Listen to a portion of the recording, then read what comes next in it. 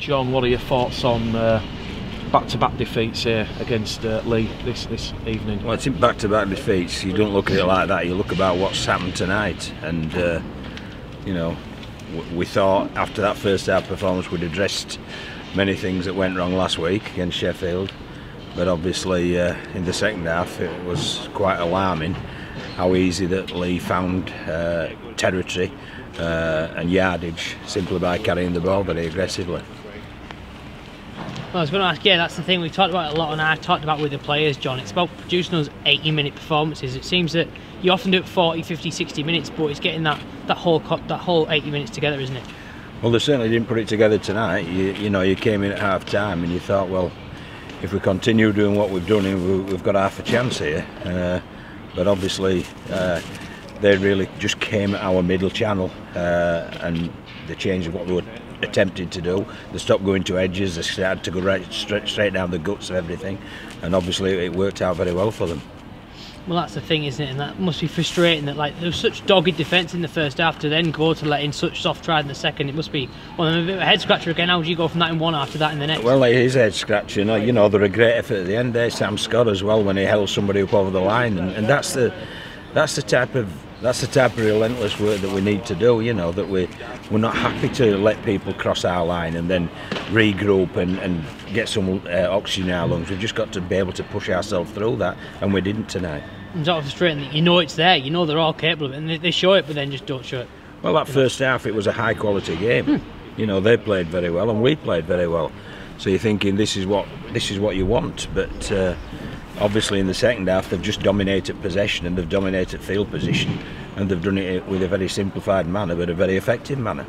And early on particularly, I thought Billy made a few really nice little breaks in the halves. I know obviously Deck and Jordan are the two main ones that you look for in those halves, but Billy showed that he can be that little pocket rocket in there when he hits the ball. I thought Billy played pretty well, but he's picked up a calf injury tonight, and you know he said he couldn't carry on because he felt he was costing the team on that right edge, and so we had to bring him off. So that's another pro. You know, people need to realise as well, we've got 9 people who weren't available tonight. We've got Corey, who was obviously called back by Leeds. There's Moise Mustafa, who's injured. Dan Fleming suspended. Then when you look at John Kear, you look at Elliot Hall, you look at Jordan Lilly, you look at Aaron Murphy, you look at Eben Skur, and you put all them together, that's a fair whack of a squad, that, and we're down to the bare bones at the minute, and obviously we're picking up another couple of injuries. It's even more alarming. How much of a concern is that second half, John? Because to concede 6 tries, and I know there might be mitigation, you know, Bradford are a hybrid part-time team. They don't have the luxury of what Lee have had, which is full-time preparation, but how much of a concern is it to concede those 30 points? It's a big concern, and that's something we'll have to look at. But I think rather than just be doom and gloom and look at the negatives all the time, which tends to be what's happened, they need to start looking at the positives, and that first half was a definite reaction to an indifferent display last week. I would say we've had 3 good halves of rugby out of 6. Well, I think you've nailed it, Nathan. We need to be more consistent throughout games and from game to game.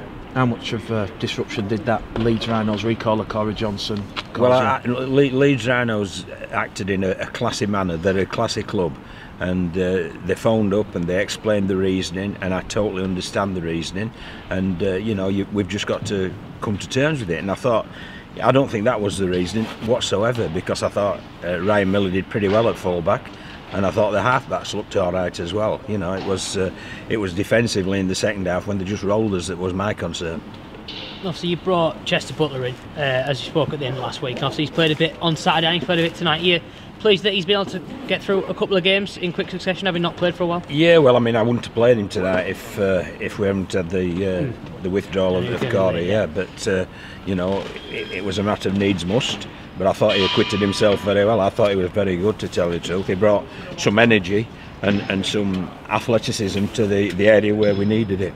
And other than Billy, who else has sort of picked up a knock job? Well, there's 1 or 2, but I'd rather not disclose it, because obviously, you know, I listen to the post-match of Paul Crary with Barra, and he'll be listening to what I say as well. So, you know, but Billy's struggling, to tell you the truth. So, you know, we may as well that may as well be made public knowledge, because I don't know if he's pulled his calf or whatever, but he could hardly walk on the way off the field into the changing rooms.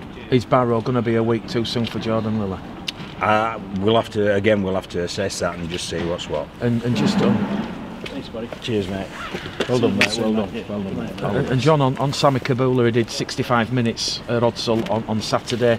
Are you happy with his contribution? Yes, I am very happy with him on Saturday, but but we're going to have to do something about that middle channel. There's no doubt about that. So perhaps 1 or 2 personnel changes might be one way of attempting to solve that problem. You say you had 9 missing, John. How bad is the injury crisis for Bradford at this moment in time, in your opinion? Yeah, well, it's not good, 3 games in, but some of them are soft tissue injuries that, like Elliot Hawley, he did it in the team run before the Batley game. But when you tear a hamstring, you tear a hamstring, and it puts you out for a period of time. And then Elliot Kear picked up a leg injury in the first game, so we signed 2 fullbacks thinking that you've plenty of cover there, and we've ended up having to put a winger to fullback, and and try to solve the situation by doing that. So I'm confident that as the season wears on, we get bodies back, inevitably we will improve.